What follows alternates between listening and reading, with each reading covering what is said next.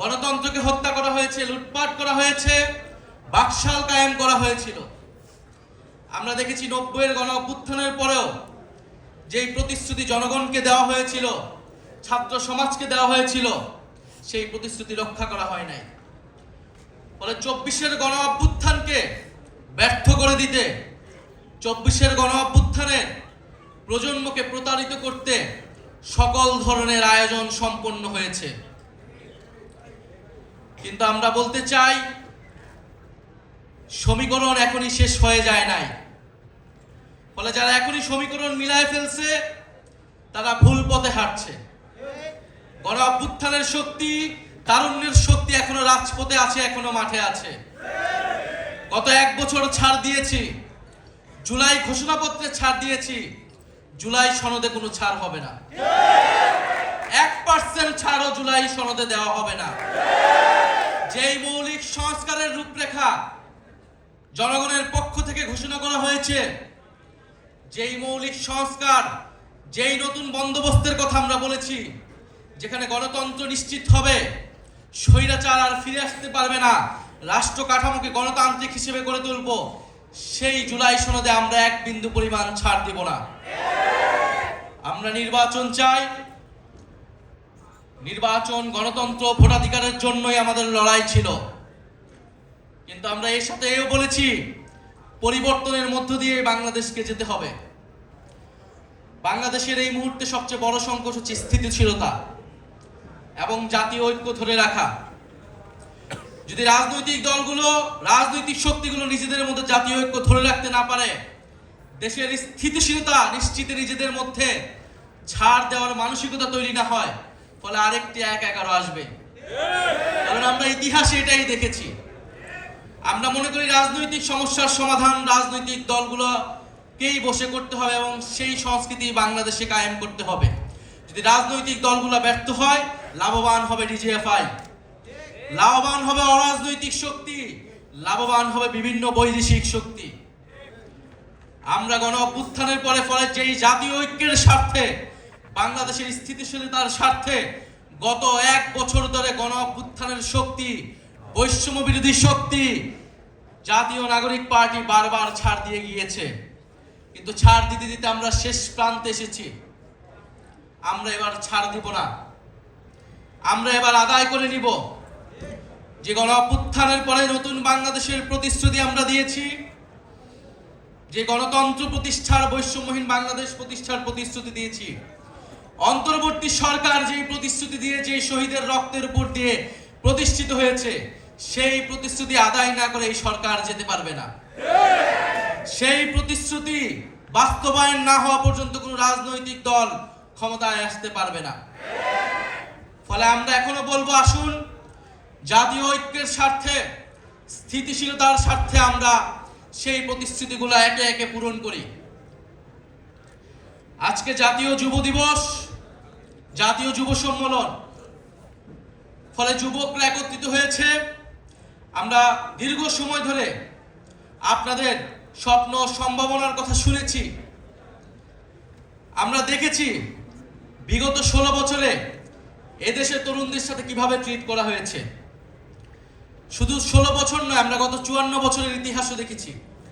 তরুণরা বারবার রক্ত দিয়েছে, বারবার রুখে দাঁড়িয়েছে, বারবার স্বৈরাচারের বিরুদ্ধে দাঁড়িয়েছে এবং বারবার প্রতারিত হয়েছে।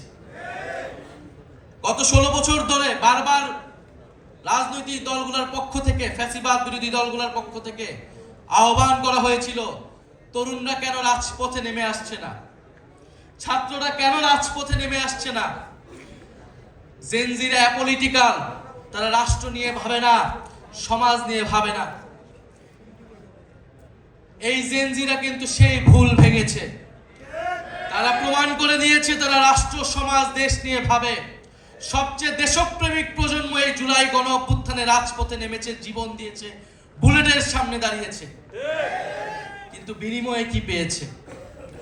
যদি এই তরুণদেরকে আপনারা, আমরা, বাংলাদেশের যারা ক্ষমতা কাঠামো রয়েছে, যারা ক্ষমতা নির্ধারণ করে, তারা যদি আবারও প্রতারিত করি, এই দেশের আর কোনো ভবিষ্যৎ নাই। তরুণরা বারবার জীবন দিবে, রক্ত দিবে রাজনৈতিক দলগুলোকে ক্ষমতায় নেওয়ার জন্য, আর বাংলাদেশের মহানগরের ভাগ্যের কোনো পরিবর্তন হবে না, এইটা বাংলাদেশের তরুণরা আর মেনে নেবে না। বাংলাদেশের তরুণরা একটা অমর্যাদাকর জীবনযাপন করে, একটা হীনমন্যতা নিয়ে তাদেরকে জীবনযাপন করতে হয়, একটা হতাশা নিয়ে তাদেরকে বেঁচে থাকতে হয় পরিবারে, সমাজে, রাষ্ট্রে। সে জানে এই রাষ্ট্র তাকে সক্ষম হিসেবে, দক্ষ হিসেবে গড়ে তোলে নাই, সেটা এই দেশের শিক্ষা ব্যবস্থার দিকে তাকালেই বোঝা যায়। সে জানে সে যদিও কোনো না কোনো ভাবে পড়াশোনা করে বিশ্ববিদ্যালয়ে যেতে পারে, বিশ্ববিদ্যালয় থেকে বের হয়ে তার কোনো কর্মসংস্থান নাই, এবং সে যদি রাজনীতিতে যোগ দেয় তাহলে চাঁদাবাজি, সন্ত্রাস, টেন্ডারবাজি করে তাকে রাজনীতিতে করতে হবে, এবং রাজনৈতিক দলগুলোর লাঠিয়াল হিসেবে তাকে সবসময় রাজনীতি করে যেতে হয়। ফলে তরুণদের এই হতাশা, হীনমন্যতা থেকেই তরুণরা রাজনীতিতে এতদিন আসে নাই, বিপ্লবে আসে নাই, রাজপথে আসে নাই। জুলাই গণ অভ্যুত্থানে তারা এসেছে, সাড়া দিয়েছে বিবেকের তাড়নায়, স্বপ্ন দেখেছিল। ফলে সেই স্বপ্ন যদি আবারও ভঙ্গ হয়, সেই স্বপ্ন যদি আবারও প্রতারিত হয়, বাংলাদেশের জনগণ কোনোদিনই ক্ষমা করবে না, যারা এর জন্য দায়ী থাকবে। কিন্তু আমরা আজকে এখানে বলতে এসেছি, সেই স্বপ্ন ভঙ্গ আমরা হতে দেব না। বাংলাদেশের জুলাইয়ের প্রজন্মকে আমরা প্রতারিত হতে দেব না।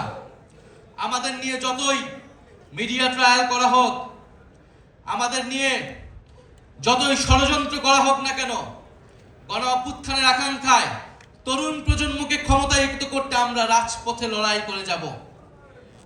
আমরা বলেছি তরুণদেরকে ক্ষমতায়িত করতে হবে, এর মানে না এনসিপি কে ক্ষমতায় আনতে হবে। প্রত্যেকটা রাজনৈতিক দলের তরুণরা কিন্তু রাজপথে নেমেছিল। ছাত্র সংগঠন, যুব সংগঠনরাই লড়াই করেছিল, ভ্যানগার্ড হিসেবে থেকেছিল। রাজনৈতিক দলগুলো তার কতটুকু মূল্যায়ন করেছে? প্রত্যেকটা রাজনৈতিক দলগুলোর নীতি নির্ধারণী পর্যায়ে তরুণদেরকে নিয়ে আসতে হবে। গণ অভ্যুত্থানে ভূমিকার জন্য তরুণদেরকে সেই সম্মান দিতে হবে। আমাদেরকে সম্মান না দেন, আপনার দলের তরুণদেরকে আপনারা সম্মান দেন। আমরা আগামীর সংসদে, আগামীর নির্বাচনে, আগামীর গণপরিষদে আমরা তরুণদের সর্বাধিক অংশগ্রহণ দেখতে চাই। সকল রাজনৈতিক দলকে এটা কমিটমেন্ট করতে হবে। তাদের ইস্তিহারে আমরা দেখব তরুণদের জন্য তারা কি ঘোষণা করছেন, তরুণদের কত পার্সেন্টকে তারা নমিনেশনের টিকিট দিচ্ছেন। এর থেকে বোঝা যাবে আপনার দলের তরুণরা, আপনার দলের ছাত্র সংগঠন, যুব সংগঠনে যারা লড়াই করেছে, তাদেরকে আপনারা কতটুকু সম্মান প্রদর্শন করলেন।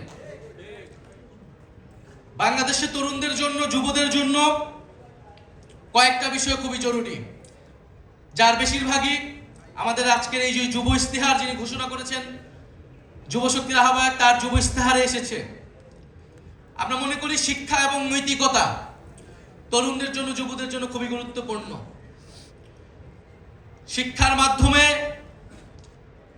তার যে নৈতিকতা, দেশপ্রেম এবং মূল্যবোধ, এরকম একটি প্রজন্ম আমাদেরকে তৈরি করতে হবে। একটা রাষ্ট্র তরুণদেরকে আসলে কিভাবে গড়ে তুলতে হয়, কিভাবে গড়ে তুলতে চায়, তার প্রতিফলন ঘটে তার শিক্ষা ব্যবস্থার ভিতরে। ফলে শিক্ষা ব্যবস্থার মধ্যেই আমাদের যে তরুণ প্রজন্ম, দেশপ্রেমিক, মূল্যবোধ সম্পন্ন, নৈতিক একটি তরুণ প্রজন্ম গড়ে ওঠার জন্য আমাদের সেই শিক্ষা ব্যবস্থার আমূল সংস্কার লাগবে। দ্বিতীয় সবচেয়ে গুরুত্বপূর্ণ হচ্ছে কর্মসংস্থান। আপনারা জানেন এই গণ অভ্যুত্থানের সূত্রপাতটাই ঘটেছিল কর্মসংস্থানের জন্য, কোটা সংস্কারের জন্য। কারণ বাংলাদেশের বিশ্ববিদ্যালয়ে পড়া তরুণদের সামনে সে জানে একটাই মাত্র অপশন, তার সরকারি চাকরিতে অংশগ্রহণ করা, সরকারি চাকরি পাওয়া। কারণ এই সরকারি চাকরি পাওয়ার মাধ্যমে সে সমাজে কিছুটা মর্যাদাপূর্ণ জীবন পাবে, ক্ষমতার অংশীদার হইতে পারে সে, অথবা সে বিদেশ চলে যেতে চায়। তরুণদের সামনে আর কোনো অপশন নাই, তরুণরা আর কোনো স্বপ্নই দেখতে পারে না। এবং চাকরি নিতে গেলে তাকে ঘুষ দিতে হয়, দুর্নীতির আশ্রয় নিতে হয়, অথবা স্বজনপ্রীতি, রাজনৈতিক দলের পিছে পিছে ঘুরতে হয়, নেতার পিছে পিছে ঘুরতে হয়। ফলে আমরা গণ অভ্যুত্থানের সময় যে স্লোগান দিয়েছিলাম, মেধাভিত্তিক বাংলাদেশ আমরা গড়ে তুলতে চাই, দুর্নীতিমুক্ত প্রশাসন আমরা গড়ে তুলতে চাই, এবং তরুণদের জন্য যে কর্মসংস্থান, বিনিয়োগ, উদ্যোক্তা, সেই ধরনের পরিবেশ, সেই ধরনের বিনিয়োগ, সেই ধরনের অর্থনীতি বাংলাদেশে আসলে গড়ে তুলতে হবে। তৃতীয়ত হচ্ছে শারীরিক এবং মানসিক বিকাশ। তরুণরা কি খাবার খায়, তরুণদের মানসিক স্বাস্থ্য, আমাদের তরুণীদের মানসিক স্বাস্থ্য এর উপর নির্ভর করে দেশের ভবিষ্যৎ, জাতির ভবিষ্যৎ। আমরা বিশ্ববিদ্যালয়ের হলগুলোতে দেখি কি ধরনের খাবার খেয়ে বছরের পর বছর একজন ছাত্রকে, একজন তরুণকে বেঁচে থাকতে হয়, লড়াই করতে হয়। তার প্রতিদিন খাবারের চিন্তা করতে হয়, সে পড়াশোনার চিন্তা করবে কখন। এবং বাংলাদেশের শিক্ষা প্রতিষ্ঠানগুলোর একই অবস্থা। শিক্ষা প্রতিষ্ঠানগুলোতে তরুণদের জন্য, তরুণীদের জন্য মানসিক স্বাস্থ্যের কাউন্সিলিং এর কোনো ব্যবস্থা নাই। যারা রাজনীতিতে আসে, বিশেষত মেয়েরা, আপনারা দেখেছেন গণ অভ্যুত্থানের পরে বৈষম্যবিরোধী ছাত্র আন্দোলনে যেই হাজার হাজার মেয়েরা অংশগ্রহণ করেছিল এবং পরবর্তীতে রাজনীতি করার স্বপ্ন দেখেছিল, তারা বেশিরভাগ বাসায় চলে যেতে বাধ্য হয়েছে। সোশ্যাল মিডিয়া থেকে শুরু করে সামাজিক পরিসর, রাজনৈতিক পরিসরে তারা বুলিং এর শিকার হয়েছে। মানসিকভাবে তারা বিপর্যস্ত হয়ে গিয়েছে। এবং জাতীয় নাগরিক পার্টি সহ বাংলাদেশে রাজনীতি করে সকল তরুণী নেত্রীরাই কিন্তু এই সমস্যার ফেস করতে হয় তাদেরকে। ফলে সেই শারীরিক এবং মানসিক স্বাস্থ্যের দিকে আমাদের সবসময় খেয়াল রাখতে হবে। আরেকটি গুরুত্বপূর্ণ বিষয় হচ্ছে জাতীয় প্রতিরক্ষার অংশ হিসেবে তরুণদেরকে গড়ে তুলতে হবে। তরুণদেরকে সামরিকভাবে ট্রেনিং করতে হবে। বাংলাদেশের গণপ্রতিরক্ষার অংশীদার করতে হবে তরুণদেরকে। বাংলাদেশের সার্বভৌমত্ব রক্ষার জন্য তরুণদেরকে সবসময়ের জন্য প্রস্তুত হিসেবে রাখতে হবে। ফলে বাংলাদেশের তরুণরা লড়াই করতে চায়, যুদ্ধ করতে চায়, দেশ গঠন করতে চায়। এখন এই তারুণ্যের যে শক্তি, গণ অভ্যুত্থানের পরে যে শক্তি বাংলাদেশের তরুণদের মধ্যে এখনো রয়েছে, সেই শক্তিকে আমরা কতটুকু কাজে লাগাবো, এই রাষ্ট্র কতটুকু কাজে লাগাবো, সেই সিদ্ধান্ত আমাদেরকেই নিতে হবে। প্রিয় বন্ধুগণ, সারা দেশে জাতীয় যুব শক্তির যে আলোড়ন তৈরি হয়েছে, আমরা জুলাই পদযাত্রার মধ্য দিয়ে এটি দেখেছি। জুলাই পদযাত্রায় সারা দেশের প্রায় প্রত্যেকটি জেলায় জাতীয় যুব শক্তির সংগঠকরা আমাদেরকে সহযোগিতা করেছে, তরুণদেরকে জুলাই পদযাত্রায় নিয়ে এসেছে। ফলে জাতীয় যুব শক্তির কে আমি সেই আন্তরিক ধন্যবাদ জানাই এবং সেই সাফল্য কামনা করি। জাতীয় যুব শক্তি আজকে যেই ঐতিহাসিক যুব সম্মেলন আয়োজন করলো এবং যেই প্রতিশ্রুতি, যেই ওয়াদা আমরা দেশের তরুণদের প্রতি, বাংলাদেশের জনগণের প্রতি আমরা দিয়েছি, ইনশাল্লাহ সেই ওয়াদা আমরা পালন করব এবং আমাদেরকে সংশোধন, সংস্কার নিজেদের ঘর থেকে শুরু করতে হবে। আমরা চাঁদাবাজ, সন্ত্রাসের বিরুদ্ধে কথা বলছি, কিন্তু আমাদেরকে নিজেদের নিয়ে সবচেয়ে বেশি সতর্ক থাকতে হবে। আমরা বিশ্বাস করি চাঁদাবাজি সংস্কৃতি কোনো রাজনৈতিক দলের জন্য কোনো ভালো ইমেজ নয়। ফলে প্রত্যেকটি রাজনৈতিক দলগুলোকে সেই পরিশুদ্ধির মধ্য দিয়ে যেতে হবে। যারা জাতীয় নাগরিক পার্টি, জাতীয় যুব শক্তির নাম খারাপ করার জন্য, অন্যায় সুবিধা নেওয়ার জন্য এখানে অন্তর্ভুক্ত হয়েছে বা হওয়ার চেষ্টা করছে, তাদের বিরুদ্ধে আপনারা কঠোর ব্যবস্থা গ্রহণ করবেন। প্রিয় যুব বন্ধুগণ, গণ অভ্যুত্থানের পরে নানাভাবে চেষ্টা করা হচ্ছে গণ অভ্যুত্থানের শক্তি, তারুণ্যের শক্তিকে অবদমন করার জন্য। এই গণ অভ্যুত্থানের তারুণ্যের শক্তি শুধু বাংলাদেশ নয়, পৃথিবীর তরুণদেরকে প্রভাবিত করেছিল, অনুপ্রাণিত করেছিল। আজকে আমরা আন্তর্জাতিক যুব সম্মেলনে, আন্তর্জাতিক যুব দিবস উপলক্ষে এই যুব সম্মেলন থেকে আমাদের গণ অভ্যুত্থানে সারা বিশ্বের যে সকল তরুণরা আমাদের পক্ষে অংশগ্রহণ করেছিল তাদেরকে ধন্যবাদ জানাই, তাদেরকে স্মরণ করি। এবং ফিলিস্তিন, গাজা সহ পৃথিবীর সকল নিপীড়িত জাতিগোষ্ঠীর তরুণরা যারা লড়াই করছে, আমরা তাদের সাথে সংহতি জ্ঞাপন করি। আমরা স্মরণ করি জুলাই গণ অভ্যুত্থানের সকল শহীদদের, জুলাই গণ অভ্যুত্থানে আমাদের আহত যোদ্ধাদের এবং জুলাই গণ অভ্যুত্থানে অংশ নেওয়া সকল তরুণ যুবদের। ইনশাল্লাহ আমরা যে স্বপ্ন দেখছি, যেই নতুন বাংলাদেশের জন্য আমরা লড়াই করেছি, লড়াই করে যাচ্ছি, যুব শক্তি সেই লড়াইয়ে অগ্রগামী হবে, অগ্রসৈনিক হবে, বাংলাদেশকে পথ দেখাবে। আমরা বিশ্বাস করি জাতীয় যুব শক্তি শুধু জাতীয় নাগরিক পার্টির ভ্যানগার্ড নয়, বাংলাদেশের স্বাধীনতা, সার্বভৌমত্বের ভ্যানগার্ড হিসেবে আবির্ভূত হবে। ফলে যুব শক্তির ভিতরে আমরা সেই সম্ভাবনা দেখি।